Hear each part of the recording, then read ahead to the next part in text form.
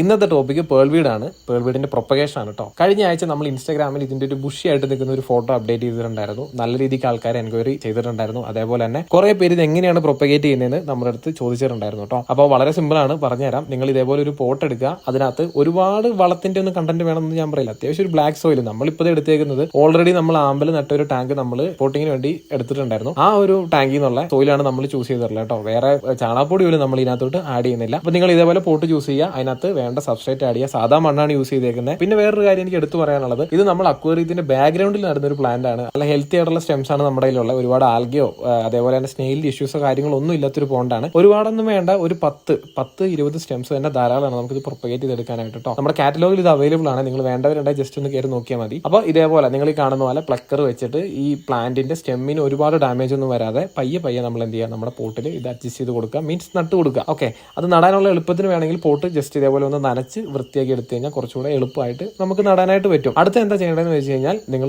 വെക്കുന്ന സ്ഥലമാണ് കേട്ടോ. ഒരുപാട് വെയിലടിക്കുന്നത്, അതായത് നട്ടുച്ചയ്ക്ക് നല്ല രീതിക്ക് വെയിലടിച്ച് പെട്ടെന്ന് ഹെയർ ആൽഗി ഫോം ചെയ്യുന്ന ഏരിയാസിൽ കൊണ്ടുപോയിട്ട് ഈ ഒരു പ്ലാന്റ് സ്റ്റാർട്ടിങ്ങിൽ വെക്കൽ. ഇനിഷ്യലി അങ്ങനെ വെച്ച് കഴിഞ്ഞാൽ പെട്ടെന്ന് തന്നെ ഹെയർ ആൽഗി കയറി പ്ലാന്റ് നാശമായി പോകും. അപ്പോൾ സൺഷെയ്ഡിൽ ഇതേപോലെ ഒരുപാട് വെയിലടിക്കാത്ത, ഡയറക്റ്റ് സൺലൈറ്റ് അടിക്കാത്തൊരു പ്ലേസിൽ ഇത് വെക്കുക. ഇതൊരു സ്റ്റെം പ്ലാന്റ് ആണ്, അതുകൊണ്ട് തന്നെ ബിഗിനേഴ്സിനൊക്കെ സിമ്പിൾ ആയിട്ട് ചെയ്തെടുക്കാനായിട്ട് പറ്റും. നമ്മൾ ഇതേപോലെ ബുഷിയായിട്ട് വരാനായിട്ട് ഒരുപാട് ടൈമോ കാര്യങ്ങളോ ഒന്നും എടുക്കില്ല. ഓക്കെ, സക്സസ് ആയവരുണ്ടെങ്കിൽ കമന്റ് ചെയ്യണം.